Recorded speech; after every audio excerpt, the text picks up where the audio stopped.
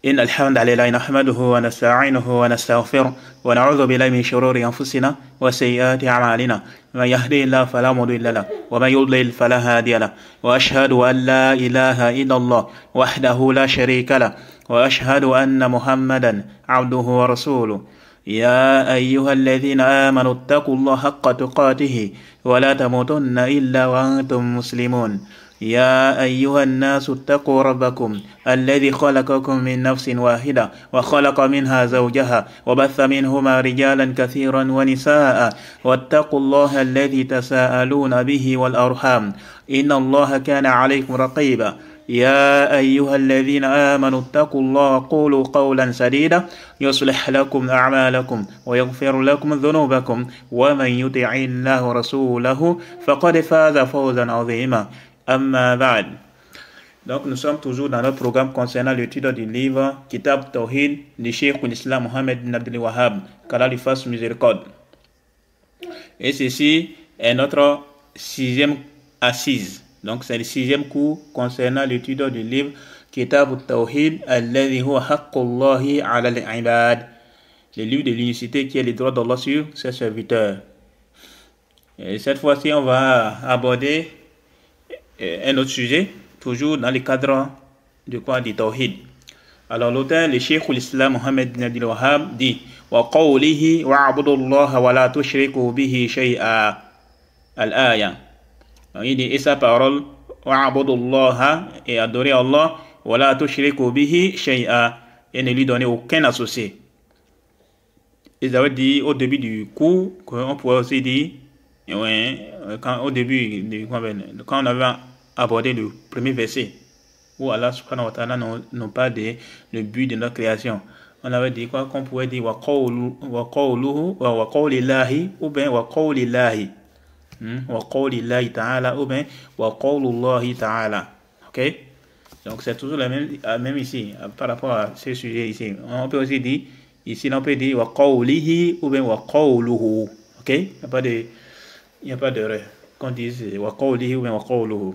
Et par rapport à ça, donc ici, l'auteur dit wa qawlihi wa'budu Allah wa la tushriku bihi shay'a, et adorer Allah et ne lui donner aucun associé. Ça c'est le verset 36 de la sourate Nisa, la sourate 4 du Coran. Et ceci est le 4e verset cité par l'auteur dans la clarification de l'obligation du Tawhid et sa grande importance. Et si vous vous souvenez, quand on avait abordé l'étude de ce livre, on avait évoqué que ici, certains savants ont dit quoi, que l'auteur a fait quoi ici, l'auteur est en train de... C'est le premier chapitre. Et d'autres ont dit non, que c'est une introduction. On a dit quoi, qu'on dise que c'est une introduction ou bien c'est c'est le premier chapitre. Il n'y a pas un problème par rapport à ça. Du fait que l'auteur, dans ce chapitre ou bien dans cette introduction, il est en train de clarifier quoi, l'obligation du Tawhid et sa grande importance. Et on a déjà vu certains points qui indiquent cela, notamment le fait que le Tawhid c'est le but de notre création. Également c'est le but de l'envoi des prophètes. Les prophètes ont été envoyés pour concrétiser ces points-là qui n'est rien d'autre que le fait d'unifier Allah subhanahu wa ta'ala d'un culte sincère. Ouais, non. Et on verra également que c'est le droit d'Allah, comme on le verra plus tard, Inch'Allah, avec le hadith de Mu'adh bin Jabal radiyallahu anhu, qui viendra plus tard, Inch'Allah, toujours dans ce chapitre, mais dans cette introduction. Et donc, ceci est quoi? Est le 4e verset que l'auteur a cité dans la clarification de quoi? De l'obligation du Tawhid et de sa grande importance. Et depuis là, depuis qu'on a commencé l'étude de ce livre-là, l'auteur n'a pas cité une parole qui vient de sa tête, une parole qui sort de sa tête, comme on constate avec certaines personnes parmi les gens de l'innovation, notamment les Tidjaniya et autres confréries du soufisme. Quand ils parlent, on dit non, tel a dit, Cheikh tel a dit, comme on entend chez nous là-bas, non, Cheikh tel a dit, ou bien tel imam a dit, ou bien tel a dit, qu'on entend, mais avec les cheikhs ici, toujours c'est quoi Allah a dit, ou bien le prophète a dit. Et je crois que vous avez attiré l'attention par rapport à ça. Je ne sais pas si c'est dans le Kitab Tawhid ou bien dans les autres assises concernant les livres, concernant l'étude des livres de Cheikh l'Islam Mohammed bin Abdul Wahhab. je ne sais pas si c'est toujours dans les Kitab ou dans d'autres livres, on a évoqué que l'auteur, quand il parle toujours avec des preuves tirées du Coran et de la Sunna. C'est comme ça. Tous ceux qui ont lu les livres de ces auteurs, ou bien ils ont étudié ces livres et ces ouvrages, ils vont se rendre compte de cette vérité-là. Toujours, c'est quoi Allah a dit. Quand il parle, il va dire quoi? La preuve, c'est Allah a dit. Le prophète a dit. Et parfois, il a mis les paroles de certains salafs, notamment Ibn Abbas, Abdullah Ibn Mas'ud et autres là. C'est comme ça. Et ça, c'est la méthodologie de l'auteur, en fait. Le fait quoi? Il s'attache aux preuves. Quand la preuve vient, il prend. Quand la preuve n'est pas là, il ne prend pas en considération. C'est comme ça en fait. Et c'est comme ça qu'on se doit de cheminer. Mais malheureusement, on voit certaines personnes qui viennent dénigrer le cheikh l'islam, Mohamed Ben Abdel-Wahhab.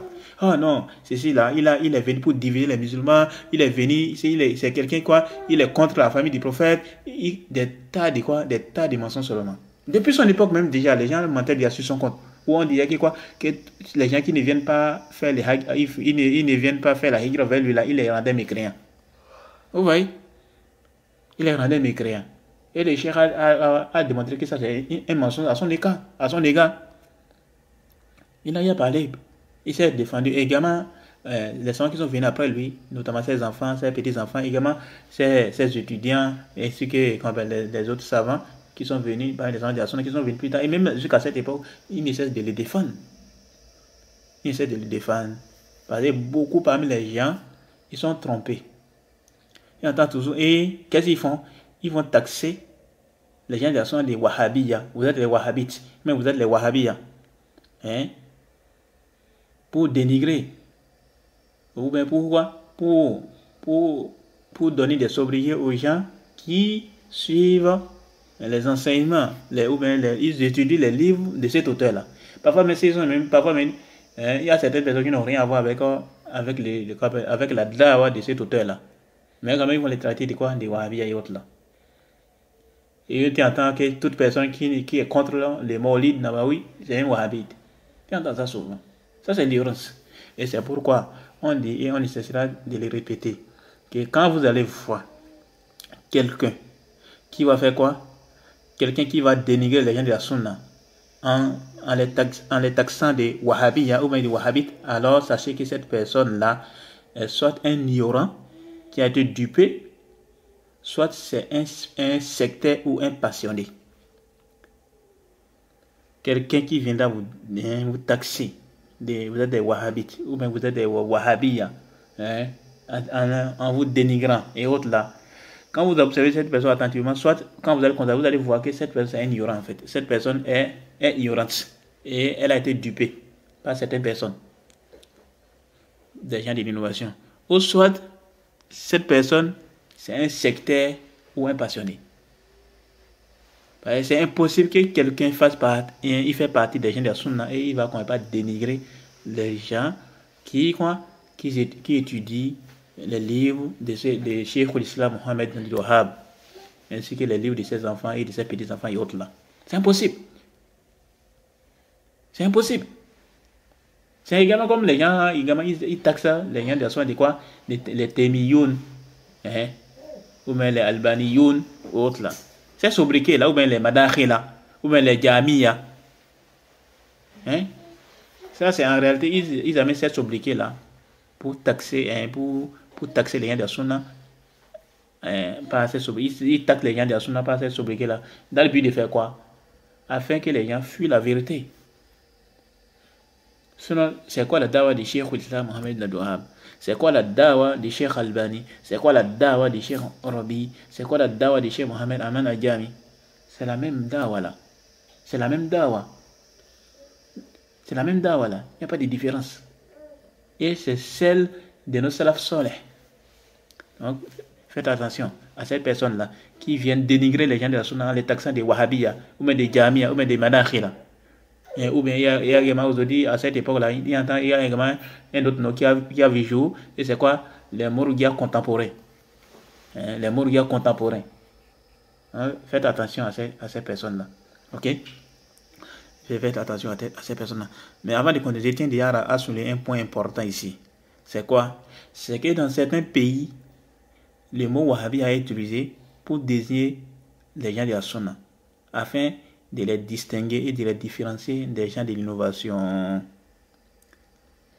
Dans certains pays, le mot wahhabiyya est utilisé pour désigner les gens de la sunna. Comme quel pays? Le Burkina Faso. Au Burkina Faso, quand tu vas, tu dis que je cherche les salafis, ça serait difficile pour toi de retrouver les salafis. Ça serait très difficile pour toi. Quand tu dis je cherche les salafis, ça serait très très difficile pour toi. Parce que déjà les thèmes salafis là, c'est dans les milieux francophones au Burkina que les gens de la sunna ils utilisent ça. Mais sinon, les gens dans les langues locales là et autres là, ces termes n'est pas, ils ne connaissent pas ça en fait. Donc par exemple quelqu'un qui n'a pas mis pied à l'école ou autre là, toi tu vas et tu dis que les salafis autres là, tu vas te fatiguer. Tu vas te fatiguer. Mais si tu dis tout de suite, je cherche les wahhabiyas ou bien la mosquée wahhabite, mais la mosquée des wahhabiyas, tout de suite, on va te montrer. Tout de suite. On sait déjà de quel groupe on est en train de parler. Il s'agit des gens de la sunna, des salafis en fait. Et parmi eux, il y a qui? Il y a le docteur là, Mohamed Ibn Ishaq Kindo. Il me rappelle en 2017 là, quand j'étais parti, j'ai dit, je cherche les salafis autres là. Ah, j'ai souffert. J'ai souffert pendant des minutes seulement. Donc, il a dit les salafis, les gens ne comprenaient pas. C'est après maintenant, quand ils ont dit, quand j'ai appelé le nom des docteurs là, ils ont dit, ah, je cherche la mosquée du docteur Mohamed Kindo. Ils ont dit, ah, la mosquée wahhabite. Après, il a dit, ok, where do we? Et c'est là, ils m'ont doigté. Et c'est après maintenant, quand je suis parti là-bas, c'est là qu'on j'ai pu rencontrer maintenant les gens de la sunna et autres là-bas. Donc, par exemple, dans ces pays-là, quand tu vas, tu dis que, elle dit pas les thèmes salafi, ça serait difficile pour toi de retrouver. C'est vrai, elle dit ces thèmes-là connus dans les milieux francophones, au sein des étudiants qui sont à l'université ou bien dans les collèges et autres là. Mais en général, là, si ce ne sont pas les gens de la sunna, si ce ne sont pas les salafis à qui tu demandes, toi tu vas demander à certaines personnes, parce que là-bas, beaucoup parmi la population, bien que la population soit musulmane, mais beaucoup sont dans l'ignorance, d'autres sont dans le sectarisme et autres, là, les gens d'innovation sont pleins là-bas. Il y a les Tigani là-bas, les Soufis sont là-bas, les Ikhwan sont beaucoup là-bas et autres là. Donc quand toi tu vas partir là, tu vas dire que je cherche les salafis. Ça serait difficile pour toi de les retrouver. Mais si tu dis tout de suite que je cherche les wahhabiyas, ou la mosquée wahhabite, tout de suite on va te doiter où se trouve ces gens-là. Tout de suite, tu vas vite les retrouver. Donc, non, c'est juste une partie par rapport à ça. Et donc, par exemple, là, par exemple, la nécessité s'est fait sentir en fait. Bien vrai que beaucoup parmi les frères, ils sont en train d'œuvrer pour que le thème salafi soit apparent. Parce que le thème wahhabi est très apparent là-bas. Mais le thème salafi, ce n'est pas trop apparent en tant que tel, contrairement au thème wahhabite. Et donc, dans ces pays maintenant, on ne va pas blâmer. Si quelqu'un utilise maintenant le thème wahhabi, on ne va pas blâmer en tant que tel. On ne va pas blâmer en tant que tel. Sachant même que certains savants disent quoi? Ils disent, parfois il y a certains savants, les paroles du Cheikh Ibn Baz, également d'autres savants, où ils utilisent ces thèmes wahhabites là, ou bien les wahhabis, les wahhabis et autres là, ils utilisent ces thèmes là dans les bons sens, dans les sens de quoi? Les gens qui ont cheminé sur la même prédication que le Cheikh l'Islam Mohamed Abdul Wahhab. Pas dans le but de dénigrer et autres là. On voit ça dans certaines paroles de nos savants. On a vu ça. J'ai vu ça dans certaines paroles de nos savants. Mais certaines personnes, quand ils vont prendre ça c'est pour venir dénigrer maintenant. Qu'on ne va pas dénigrer les gens de la sunna. Vous êtes quoi? Les wahhabiyas. C'est pour qu'on ne va pas les critiquer, les attaquer. Autres là. Là, ça c'est autre chose. Ça c'est autre chose. Et donc, il faut faire la part des choses entre le dénigrement et le fait d'utiliser ces thèmes-là en cas de besoin pour pouvoir distinguer, pour pouvoir identifier un groupe bien spécifique. Vous voyez. Et donc, par exemple, au Burkina, quand un salafi va là maintenant, il cherche les salafis. S'il dit tout de suite, il cherche les wahhabites, mais il cherche la mosquée wahhabiyya, tout de suite, on va les montrer. On va les montrer tout de suite. Mais quand il va dire que c'est les salafis, ça serait difficile. Il peut trouver. Il peut trouver, mais ça serait un peu difficile pour lui. Contrairement à s'il venait dire quoi, je cherche une mosquée wahhabite ici. Vous voyez, non? C'est une parenthèse par rapport à ça. Et donc, de là, on voit quoi? Dans certains pays, parfois, on utilise certains thèmes, et ce thème qui est utilisé là, ce thème qui est utilisé dans ces pays-là, ça n'a pas quoi? Ça n'a pas, c'est pas dans les mauvais sens. C'est vrai, il y a certains qui sont au Burkina, là, ils utilisent ces thèmes-là pour dénigrer. On n'en disconvient pas. Même on voit ça sur les réseaux sociaux, on n'en disconvient pas. Mais ce que là où je vais attirer l'attention, c'est quoi? Quelqu'un qui va maintenant au Burkina, et dit quoi? Il voit qu'on atteint d'utiliser ces thèmes-là. Ah, il ne faut pas qu'il commence par avoir une mauvaise. Il ne commence pas quoi? Pas se faire des idées, hein, des idées négatives. Ouais, donc c'est par rapport à ça que là je vais attirer l'attention. Là également, là où également je vais attirer l'attention, c'est au niveau quoi? C'est sur un autre point également. Que dans certains pays, il y a un mot qui est utilisé ou bien une expression qui est utilisée, et dans d'autres pays, on utilise la même expression mais avec un autre sens. Comme par exemple, l'histoire de marabout.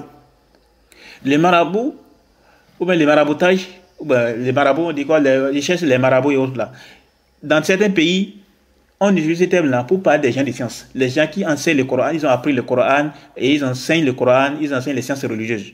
Comme quel pays? Le Niger.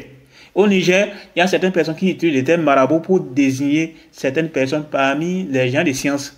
Les gens qui enseignent à la mosquée, les gens qui sont en train d'enseigner le Coran, les sciences religieuses, donc le fiqh, l'aqidah et autres là, dans certains endroits au Niger. Contrairement à chez nous au Bénin. Chez nous au Bénin, quand on parle de marabouts, ou les pratiques de maraboutage, c'est pas de cette catégorie de personnes on parle. C'est plutôt des gens qui sont dans les pratiques de shirk, des gens qui sont en train d'escroquer et autres là. Les escrocs, les menteurs comme ça, en train de dire, oh non, ils sont de quoi, portefeuille magique et autres là. Donc on voit déjà que ces mots-là, ça a quoi, dans tel pays, ça a un sens, et dans l'autre pays, ça a un autre sens. Et je me rappelle, il y a déjà quelques années, quand il y a quelqu'un qui a utilisé ce terme-là, il dit, oh, toi là, il y a déjà combien? Ça fait longtemps quand même. Il a dit quoi? Je cherche chez nous ici, les marabouts, ou chez qui je peux aller faire cela. On a dit, ah, les frères, on ne connaît pas des gars, il va falloir que tu fasses très attention. C'est là maintenant, la personne, maintenant, il a dit, ah non, parce que chez nous, ici, quand on parle de marabouts, il s'agit des gens qui enseignent le Coran, des gens qui enseignent les sciences religieuses. Donc, on voit dire que ce thème-là a été utilisé dans ces pays, dans un cadre bien spécifique, dans un contexte bien précis. Qui s'agit de quoi? Des gens de sciences, des gens qui enseignent le Coran, des gens qui enseignent les sciences religieuses. Contrairement dans d'autres régions, dans d'autres pays, où ce thème est utilisé pour faire quoi? Pour parler des gens de faux, les gens qui sont en train d'appeler à l'égarement, les gens qui sont en train de faire les parler de shirk et autres là. Hein? Chez nous, quand on parle des marabouts et autres là, on parle des gens qui sont en train de quoi, les portefeuilles magiques et autres là, des gros menteurs comme ça, en train de tromper les gens seulement. Et beaucoup sont trompés aussi par eux. Malheureusement, quand on est sur le droit chemin. Et également, c'est comme également dans d'autres pays où le terme voile est utilisé pour parler de niqab dans d'autres pays. Et quand il parle de voile, c'est pas le voile en tant que tel, c'est-à-dire le voile où la femme se couvre tout le corps. Donc quand il parle de voile, dans certains endroits, quand il parle de voile, il vise par là, quoi? Il vise par là, c'est qu'on couvre le visage avec, donc le niqab là en fait. Et donc de là, il va falloir quoi? Il va falloir quand quelqu'un il va employer un thème ou bien une expression, il va falloir qu'on cherche à savoir ce qu'il a visé par sa parole là. C'est important. Et ça, à travers cela là, ça nous permet de résoudre beaucoup de problèmes aujourd'hui, surtout les problèmes qui minent au sein de la Salafi à cette époque-là. À cette époque-là. Parfois, il y a certains savants, ils utilisent un thème ou bien une expression. Mais lui, là, il a visé un bon sens. Et il y a d'autres personnes qui utilisent le même bon, ou bien la même expression, ou bien le même thème, mais c'est dans un sens, c'est dans un autre sens. C'est-à-dire, le sens que lui, là, vous voulez, c'est un mauvais sens. Et donc, on revient à quoi? Au hadith où le prophète a dit, les actes ne valent que pas les intentions. Donc, qu'est-ce que toi tu as visé là? Et, Inch'Allah, on va revenir par rapport à ce problème-là, par rapport à ce sujet-là. Lorsqu'on va résoudre un gros problème aujourd'hui, la question de quoi? Les gens qui taxent Cheikh Albani de Mourgui à cause de certains mots qu'il a utilisés, où on peut comprendre telle chose. On va revenir par rapport à ça dans un autre quoi? Dans un autre endroit. Donc c'était juste une parenthèse par rapport à ce sujet. Donc revenons maintenant à notre dars. Alors l'auteur il dit quoi? Il dit wa'budullaha wa la tushriku bihi shay'a. Adorer Allah et ne lui donner aucun associé. Ça, c'est le verset 36 de la sourate Nisa. Et ça, ces versets-là, c'est quoi? C'est le quatrième verset dans certaines copies. Et dans d'autres copies, c'est le cinquième, c'est pas le quatrième verset, c'est le cinquième verset dans ces livres-là. Il y a certaines copies où le quatrième verset, c'est le verset où l'auteur dit قُلْ تَعَالَوْا أَتْلُ مَا حَرَّمَ رَبُّكُمْ عَلَيْكُمْ أَلَّا تُشْرِكُوا بِهِ شَيْئًا. Donc le verset qu'on verra dans la série prochaine, dans certaines copies. Et dans d'autres copies, c'est ce verset qu'on vient de parler. C'est ça qu'on appelle le quatrième verset. En d'autres termes, certaines copies de Kitab Tawhid en fait. C'est pourquoi vous allez voir, même au lieu des Masaïl là, on voit quoi que les Masaïl là, ça ne respecte pas l'ordre des versets en fait. Les Masaïl que l'auteur il dit fihi Masaïl. Il y a les Masaïl ici. Vous allez faire le constat en fait. Et donc, dans certaines copies, par exemple, par rapport à l'explication du Cheikh là, le Cheikh Suleiman Ali Cheikh, l'auteur de Taysir al-Aziz al-Hamid. Dans son explication là, quand vous allez regarder l'explication, vous allez voir que le quatrième verset, dans son explication, le quatrième verset là, c'est pas ces versets là. Le quatrième verset qui est venu dans le Kitab Tawhid, donc par rapport à la copie sur laquelle il s'est basé pour faire l'explication, c'est pas ces livres, c'est pas ces versets là. C'est plutôt les versets qui viennent après. Contrairement à l'auteur de quoi? L'auteur de Fath al-Maghid, qui est quoi? Le Cheikh Abdurrahman ibn al-Hassan. Dans son explication, c'est ces versets-là. C'est ça qui vient en quatrième. Je ne sais pas si je me fais comprendre. En d'autres termes, il y a dans certaines copies là, ces versets qu'on vient de lire là, où Allah dit dans certaines copies du livre Kitab Tawhid, c'est ça les quatrième versets. Dans d'autres copies, c'est pas les quatrième versets ça. C'est plutôt les cinquième versets. C'est ça encore, mais je vais faire quoi? C'est ça que je vais expliquer ici. Donc c'était un point important que je devais souligner. Là, il y a certains, par exemple, quand j'avais eu également ce problème-là en temps. J'ai cru que quand j'ai fouillé dans les livres de la Taysir al-Aziz al-Hamid, quand j'ai lu les livres là, j'ai fait le constat. C'était, il y a un bon moment quand même. J'ai fait le constat que l'auteur, j'ai cherché le verset là, où l'auteur a mené donc j'ai cherché qu'est-ce que le Cheikh Suleiman avait dit par rapport à ça. Quand j'ai lisais son livre, j'ai vu que après c'est quoi l'autre verset maintenant? C'est ça qui vient maintenant. Il dit où il a sauté ça là. C'est après là, qu'en poursuivant que j'ai vu que le verset vient après. Le verset vient après. Vous voyez, non? Contrairement à l'auteur de Fath al-Maghid, où le quatrième verset qu'il a expliqué dans le Kitab Tawhid, c'est quoi? C'est ces versets-là. Donc ça, c'est important. Ensuite, également, l'autre chose, également, dans d'autres copies du Kitab Tawhid, ils ont amené le verset là au complet. Le verset, ils ont amené le verset là au complet. Et c'est pourquoi vous allez voir, par exemple, dans la vérification du Cheikh là, le Cheikh du Yémen là, Abu Malik al-Kufayli, il a amené le verset là au complet dans sa vérification. Quand vous allez faire le constat, vous allez lire, vous allez faire le constat. Et c'est ces versets là, on appelle quoi? Les 10 versets de droit. Ou bien le verset des droits. Le verset des 10 droits. Ok? Le verset des 10 droits. Où Allah, le Très-Haut, a parlé des 10 droits. Il a évoqué les 10 droits. Il a parlé des orphelins, le fait également d'être bienfaisant vis-à-vis des parents et autres là. Il a parlé. Mais on ne va pas expliquer ces versets. On ne va pas expliquer le tout. On va se contenter de ces versets là où Allah dit alors,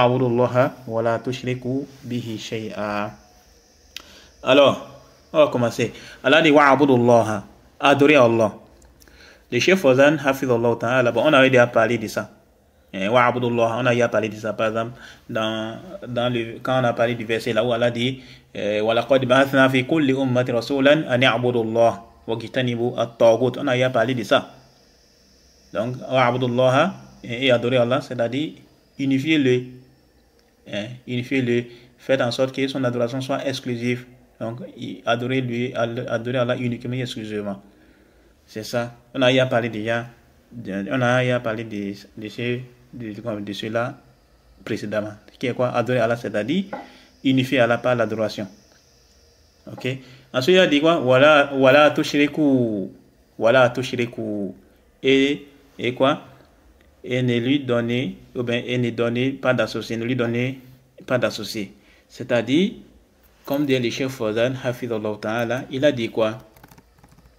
Il dit, voilà, tushriku, utruku ash-shirk. Wa huwa taswiyatu ghayri Allah billahi fi ma huwa min khasa'isillah. Il dit quoi? Voilà, tushriku, ne lui donnez pas d'associé. C'est-à-dire quoi? Délaisser les shirk. Et le shirk est le fait de placer autre qu'Allah avec Allah dans ce qui est spécifique à Allah. Donc le shirk c'est quoi? On va parler des shirk un peu en détail, Inch'Allah. Le shirk c'est quoi? C'est le fait de quoi? De placer autre qu'Allah avec Allah dans une chose qui est spécifique à Allah subhanahu wa ta'ala. Donc si telle chose fait partie des choses qui sont spécifiques à Allah et que toi tu places quelqu'un d'autre en dehors d'Allah dans cette chose qui est spécifique à Allah, alors tu es tombé dans le shirk. Comme par exemple, la rububiyya, la seigneurie, ça c'est quelque chose qui est spécifique à Allah. Donc si toi tu crois qu'il y a qu'il y a une autre rububiyya en dehors de la rububiyya d'Allah, notamment le fait qu'il y a quoi? En fait de quoi? Que c'est quelqu'un d'autre en dehors d'Allah qui a créé les cieux, la terre et autres là. Ça c'est des shirk. Ou bien tu crois qu'il y a des gens, il y a certaines personnes qui sont capables de gérer l'univers indépendamment de la volonté d'Allah et autres là. Ça c'est des shirk et autres là. On va parler du shirk en détail un peu devant, Inch'Allah. Également parmi les choses qui sont spécifiques à Allah, il y a quoi? L'adoration, les tawhid de l'adoration. Donc le fait de faire en sorte que l'adoration soit quoi? Uniquement et exclusivement réservée à lui. Et donc toi tu adores autre qu'Allah, notamment les invocations, tu donnes ça à autre qu'Allah, la peur, la confiance et autres là. Toutes ces différentes formes d'adoration là, tu fais quoi? Toutes ces différentes formes d'adoration, tu l'offres à autre qu'Allah. Ou bien tu l'offres à Allah et en même temps tu offres à autre qu'Allah. Ça c'est des shirk. Parce que l'adoration c'est quelque chose qui est spécifique à Allah uniquement et exclusivement. Donc tu ne dois pas donner à autre qu'Allah. Tu ne dois pas donner ça à Allah et à autre qu'Allah. Non. Tu dois les réserver uniquement et exclusivement à qui? À Allah, le très haut.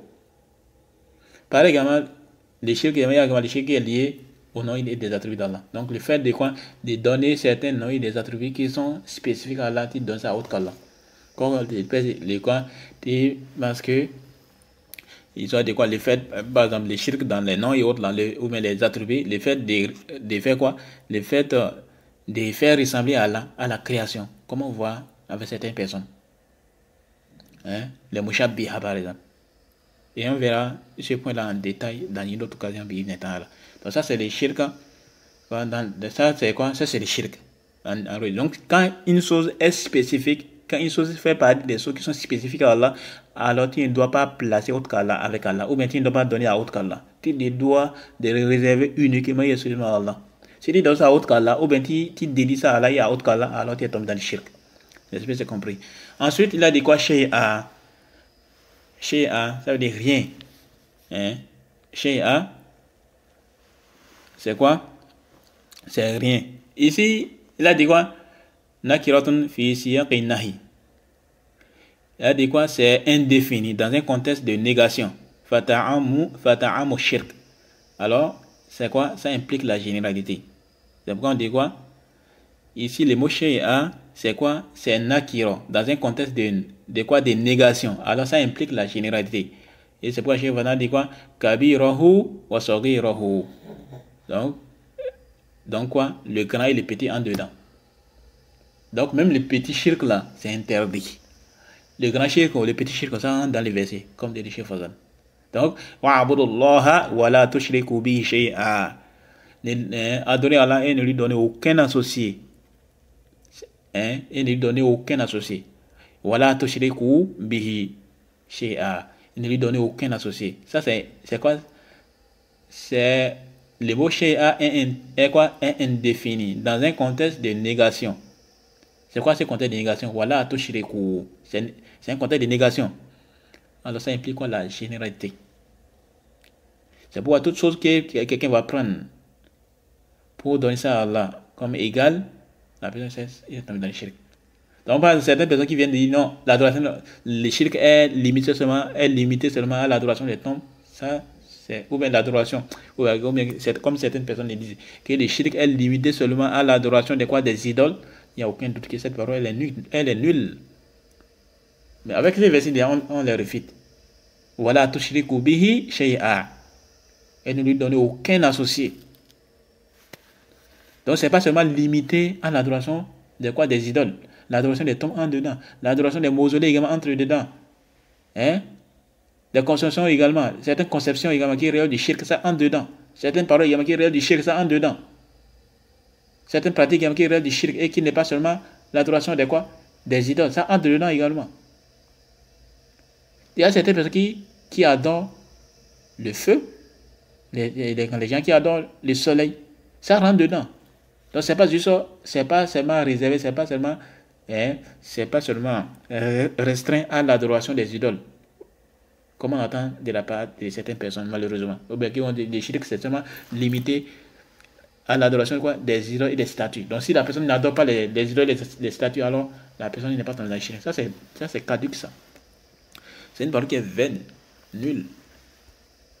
Donc, il faut faire attention par rapport à ça. Donc avec ces versets, déjà, on vient réfuter ça. Ensuite, par rapport à ces versets, les chefs Fazan, on a dit wa'abudullah wa la tushriku bihi shay'a. Les chefs Fazan dit quoi par rapport à ça? Il dit wa'abudullah hadha amrun min Allah subhanahu wa ta'ala bi ibadatihi wa la tushriku bihi shay'a hadha nahyun 'ani shirk. وهذا هو معنى لا إله إلا الله لأن لا إله إلا الله معناها نفي الشرك وإثبات العبادة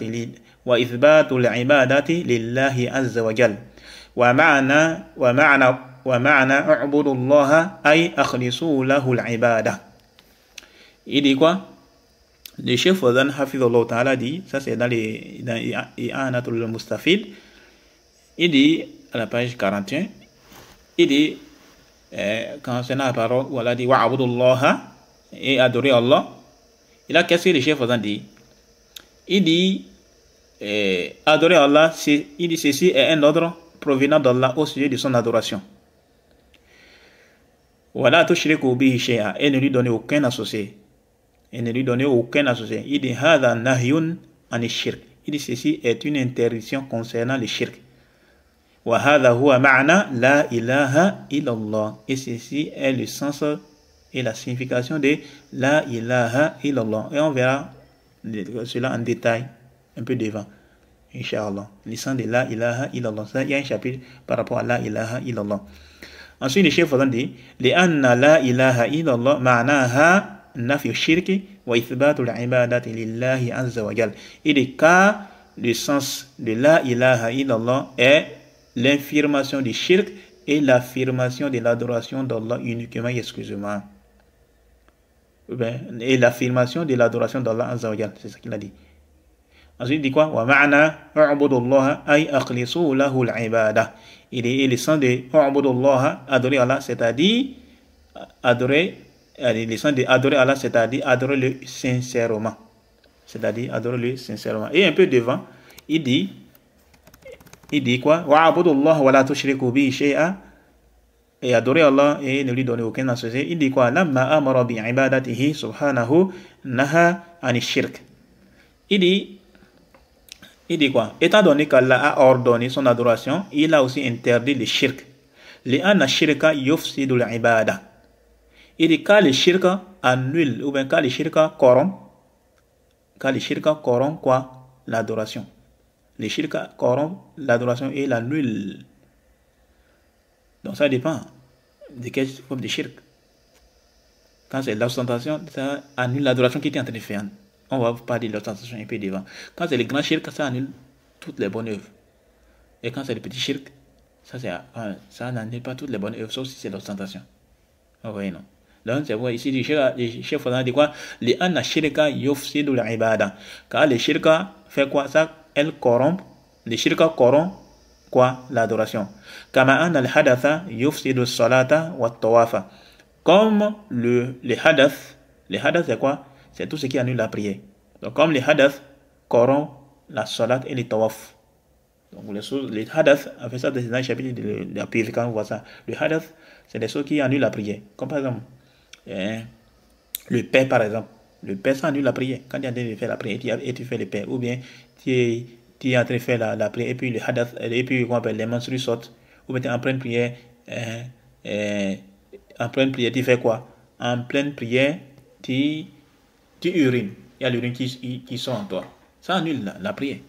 Donc c'est ça en fait. Et donc le chef va faire comprendre, il a dit quoi? Li'anna shirka yufsidu al-ibada. Car le shirka corrompt quoi? L'adoration. Kama anna al-hadatha yufsidu as-salata wa at-tawafa. Tout comme le hadath corrompt quoi? La salat, la prière et le tawaf. Le tawaf c'est quoi? Les tout qu'on fait autour de la Kaaba. Kadhalika shirka yufsidu al-ibada. De même, c'est ainsi aussi le shirk qui corrompt quoi? L'adoration. Walidhalika nahallahu subhanahu wa ta'ala anhu. Et c'est pourquoi Allah l'a interdit. C'est pourquoi Allah a interdit cela. Il a interdit le shirk. Oui, non. Donc voilà ce que le Cheikh Fawzan Hafidhahullah Ta'ala dit concernant ce point-là. Ensuite, quel est le lien entre ces versets? Ou bien d'abord, on va parler d'abord du sens du verset. Donc, Allah dit wa'abudullah wa la tushriku bihi shay'a. Quel est donc le sens général du verset?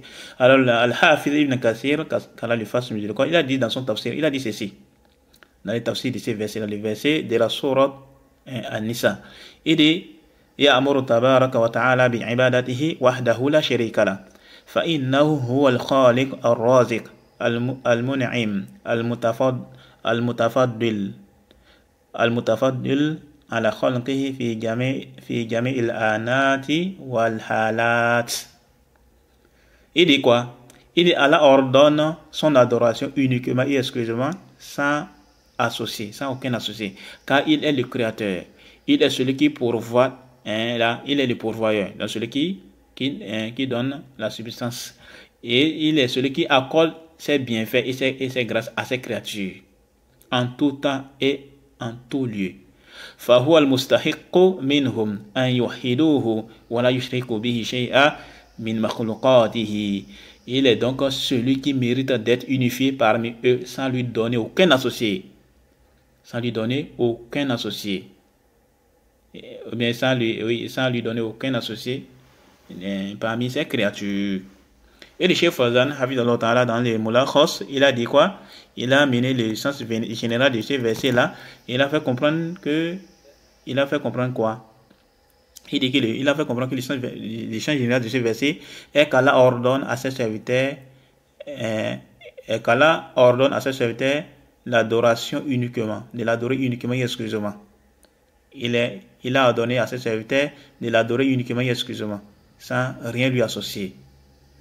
Et il leur a interdit le shirk. Il a dit quoi? Allah n'a pas spécifié les genres d'adoration, ni une invocation, ni une prière, afin que l'ordre englobe tous les genres d'adoration, tout type d'adoration en dedans. Et il n'a pas spécifié un genre de shirk, afin que l'interdiction englobe toute forme de shirk, tout genre de shirk. Donc c'est un général en fait. C'est général. Rentre dedans toute forme d'adoration, rentre dedans toute forme de shirk. Donc on va dire non, c'est juste l'adoration des idoles et l'adoration des asnam et l'adoration des idoles et l'adoration des statues. En dehors de cela, c'est pas du shirk. Ah non. En dedans, l'adoration aussi, l'adoration de quoi? Du feu, du soleil, de la lune, des arbres, et autres là. Ça rentre dedans également. L'interdiction également rentre dedans. Tout cela est interdit. Pourquoi? Parce que Allah dit wala tushriku bihi shay'a. Et ne lui donner aucun associé. C'est indéfini dans un contexte de négation. Donc ça implique la généralité. Ok? Ensuite, c'est quoi les munasaba? Donc les liens entre la relation entre le verset et le chapitre. Alors le Cheikh Fawzan Hafidhahullah Ta'ala dit quoi? Le lien entre le verset et le chapitre, c'est que le verset débute par l'ordre du tawhid et l'interdiction du shirk. Et il s'y trouve l'explication du tawhid à travers l'adoration d'Allah uniquement et exclusivement et le délaissement du shirk. Voilà les liens. Okay. Donc ensuite maintenant, quel est le ma yustafadu min al-aya? Quels sont les bénéfices, quels sont les enseignements tirés du verset? Parmi les enseignements, le Cheikh Fawzan Hafidhahullah Ta'ala, il cite quelques enseignements. Parmi ces enseignements, il y a quoi? Il dit wujubu ifradillahi bil ibada li'anna Allah amara bidhalika awwala fa huwa akadul wajibat. Il dit premièrement parmi les profits qu'on tire de ces versets là, voilà dit wa'budullah wa la tushriku bihi shay'a. Il y a dit parmi les profits qu'on tire, il y a quoi? L'obligation d'unifier Allah par l'adoration. Donc l'obligation d'unifier Allah subhanahu wa ta'ala par l'adoration. Li'an Allah amara bidhalika awwalan. Car Allah a ordonné cela en premier lieu. Fahuwa akadul wajiba. Il est la plus importante obligation. La plus importante obligation, c'est ça. Le deuxième, c'est quoi? Tahrim ou shirk. Li'an Allah naha anhu. Fahuwa ashadul muharramat. Il a dit quoi? Il a dit, le deuxième enseignement, c'est quoi? L'interdiction du shirk.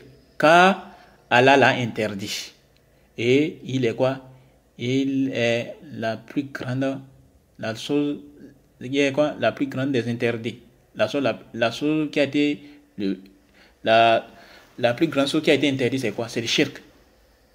Ok? La plus grande chose qui a été interdite par Allah, c'est quoi? C'est le shirk. Ensuite, également, parmi les enseignements que le shirk a dit, il y a quoi? Que le fait de s'écarter du shirk, c'est une condition de validité de l'adoration. Donc, pour que l'adoration soit valide, il va falloir que tu t'écartes du shirk. Tu veux que ton adoration que tu es en train de faire soit valide, non? Ok, tu dois obligatoirement t'écarter du shirk. Dans le cas échéant, alors cherche que ton adoration ne sera pas valide. Pourquoi? Il dit, car Allah a quoi? Il a rapproché l'ordre de l'adorer par l'interdiction du shirk.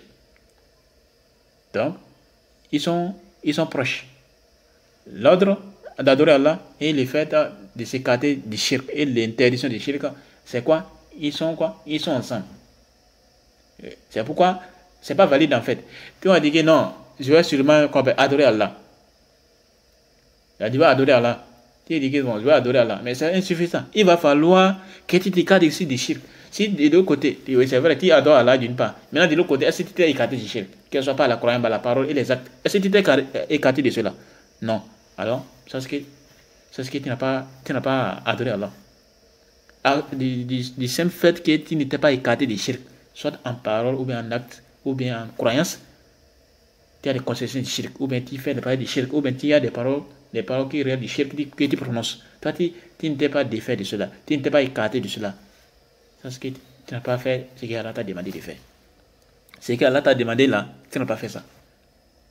Donc même si tu venais, que tu fais quoi, parfois tu l'invoques et autres là, mais de l'autre côté, tu fais des paroles de shirk, ou bien tu as des concepts de shirk, ou bien tu prends des paroles de shirk, alors sache que ce qu'Allah t'a demandé, tu n'as pas fait ça. Il y a des manquements. Il y a même un grand manquement. Qui est quoi? Le fait que tu t'écartes du shirk. Donc le tout ne suffit pas de dire quoi, donc je vais adorer Allah. Tu dois aussi t'écarter du shirk. Et il dit quoi? Parmi les enseignements, il y a quoi? Que le shirk est interdit. Que ce soit grand ou bien que ce soit petit. Que ce soit beaucoup ou bien que ce soit beaucoup ou bien que ce soit peu. Que ce soit grand ou bien que ce soit petit. Pourquoi? Il dit anna kalimata shay'a nakiratun fi siyaqin nahi. Car le mot shay'a est nakira dans un contexte de négation. Fata'ummu kulla dhalik. Alors ça implique tout cela. Donc que ce soit petit ou bien que ce soit grand ou bien que ce soit beaucoup ou bien que ce soit quoi peu. Tout cela ça rentre dedans. Ça rentre dedans. C'est interdit. Tu vas dire, oh non, comment on va souvent chez nous là-bas, oh, je ne suis pas la Kaaba, je ne suis pas la tête de ma maman. Tout ça, ça va parler des formes de shirk. On va parler des formes de shirk un peu devant, Inch'Allah. Donc on doit s'en écarter. Il dit également, parmi les enseignements, il dit quoi? Qu'il n'est pas permis d'associer avec Allah une chose dans son adoration. Il n'est pas permis de donner, il n'est pas permis à quiconque de quoi? D'associer à Allah une quelconque divinité dans l'adoration. Ni que ce soit un ange rapproché ou bien que ce soit un ange. Même un ange, tu ne dois pas l'associer avec Allah dans l'adoration. Ni un prophète, ni un salih, un vertu parmi les awliya, parmi les quoi? Les awliya, c'est-à-dire les alliés d'Allah. Ni un son âme. C'est quoi? C'est-à-dire un idole ou bien une statue. Pourquoi? Li'anna kalimata shay'an ammatun. Car le mot shay'a là, c'est quoi? C'est général. Le mot shay'a est général. Voilà ce que le Cheikh Fawzan dit par rapport à ça. Donc, on recommence de façon résumée. Parmi les bénéfices qu'on tire du verset, il y a quoi? L'obligation d'unifier Allah. Car Allah a ordonné cela, et en premier lieu, et c'est la plus importante des obligations. Parmi également les trucs là, il y a quoi? Parmi également les bénéfices, l'interdiction de shirk, car Allah l'a interdit, et c'est la chose qu'Allah a plus interdit. Ok? La plus grande chose qui a été interdite par Allah, c'est quoi? C'est le shirk. Parmi également les bénéfices, il y a quoi? Le fait de s'écarter du shirk est une condition de validité de l'adoration. Tu veux que ton adoration soit valide, alors tu dois obligatoirement t'écarter du shirk. Pourquoi? Parce qu'Allah a quoi? Il a rapproché l'ordre de l'adorer et l'ordre de s'écarter du shirk. Et quoi? L'interdiction de s'écarter du shirk. C'est quoi? Ils sont proches. Allah les a rapprochés. Parmi également les bénéfices, il y a quoi? Le shirk est interdit. Que ce shirk soit petit, ou bien que ça soit grand, ou bien que ça soit peu, ou bien que ça soit beaucoup. C'est interdit. Pourquoi? Parce que le mot shay'a est indéfini dans un contexte de négation, alors ça implique la généralité. Parmi également les bénéfices, c'est quoi? Qui n'est pas permis, qui n'est pas permis d'associer avec Allah une quelconque divinité dans son adoration. Même pas ni un ange, ni un prophète, donc l'ange Jibril, ou bien l'ange Michael, ou bien l'ange Israfil, peu importe cet ange, tu n'as pas le droit d'invoquer cet ange avec Allah, d'adorer cet ange avec Allah. Ça est interdit. C'est interdit, ça c'est shirk. Il faut regarder la grande place que les gens occupent auprès d'Allah. Même avec ça, aucun des anges ne mérite une quelconque forme d'adoration. Ni un message, ni un prophète. Il faut regarder. Tous les prophètes qui ont été envoyés. Le meilleur parmi c'est qui? C'est le prophète Mohammed sallallahu alayhi wa sallam. Donc, même le prophète, il ne mérite une quelconque forme d'adoration. Tu n'as pas le droit d'adorer le prophète. Tu n'as pas le droit de l'adorer. Adorer le prophète, c'est du shirk. Il faut regarder la grande place que les prophètes occupent. C'est le meilleur des prophètes. Celui par qui Allah a scellé la révélation. Allah subhanahu wa ta'ala, le prophète sallallahu alayhi wa sallam occupe une très très grande place auprès d'Allah subhanahu wa ta'ala. Mais avec ça, lui qui a cette grande place, il ne mérite aucune forme d'adoration. Donc adorer le prophète, ou bien adorer Isa fils de Marie, ou bien adorer Moussa, ou bien adorer Ibrahim, ou bien adorer qui est encore là, ou bien adorer Ismaïl, ou bien qui est Haroun, ou bien Youssouf, ou bien Zakaria, ou autre, c'est du shirk. Tous ces prophètes-là, malgré qu'ils sont les gens qui sont les plus rapprochés, parmi les êtres humains, ils sont ceux qui sont les plus rapprochés auprès d'Allah. Avec ça, tu n'as pas le droit de les adorer. Les adorer, c'est des shirk. Ni inverté parmi les awliya, parmi quoi, les alliés d'Allah. Abdul Qadir al-Jilali, les gens qui l'adorent, c'est des shirk. Les gens qui adorent les awliya. Les awliya, c'est vrai, Allah, parfois, tu vas me voir que parfois ces gens-là, ce ne sont même pas les awliya. Ils sont même plutôt comme des shayatines. Et les gens les adorent. Des pervers. Ils voient les gens les adorer. Des mécréants. Et tu vois les gens les adorer. Les awliya ne méritent aucune forme d'adoration. On les respecte, on les aime, d'un amour qui ne dépasse pas les limites. On doit s'allier en fonction de quoi? En fonction des enseignements islamiques, c'est-à-dire ceux qui s'allient à eux, on va s'allier à eux, et on va s'allier à ces personnes, et ceux qui les détestent et ceux qui les prennent comme ennemis, on va les prendre comme ennemis. Autres là. Quant au fait de les adorer, donc, venir adorer un awliya, un wali, parmi les awliya, ça c'est shirk. Ça c'est shirk. Donc quelqu'un par exemple qui est en train d'adorer Abdul Qadir al-Gilani, ou bien quelqu'un qui est en train d'adorer Cheikh Islam ibn Taymiyyah, ou bien quelqu'un qui est en train d'adorer l'imam Ahmed, ou bien quelqu'un qui est en train d'adorer l'imam Shafi, ou autre parmi les imams de la sunna, parmi les grandes figures de l'islam, quelqu'un est en train de les adorer, la personne est tombée dans le shirk. Ni les sonam, les idoles, les statues, ça s'ajoute à cela, le quoi? Le feu qui est adoré, le quoi? La lune qui est adorée. Il faut regarder. Malgré que la lune, elle est quoi? Elle est très très grande. Malgré sa grandeur, il faut regarder la luminosité de la lune. Malgré tout cela là, aucune de ces créatures ne mérite une quelconque forme d'adoration. Les adorer, c'est du shirk. Qu'est-ce qui mérite l'adoration? Allah, les créateurs des cieux et de la terre. C'est le seul qui mérite l'adoration. Pourquoi? Car le mot shay'a est général. Dans toutes choses. En géo, toute créature, toute chose qui est quoi? Qui est prise comme divinité. Pour les gens, les arts et autres là. Ça c'est shirk. On doit s'en écarter. Donc voilà ce qu'on va dire de façon résumée par rapport à ce sujet. Donc on va s'arrêter ici. Subhanakallahumma wa bihamdika ashhadu an la ilaha illa anta astaghfiruka wa atubu ilayk. Assalamu alaikum wa rahmatullahi wa barakatuh.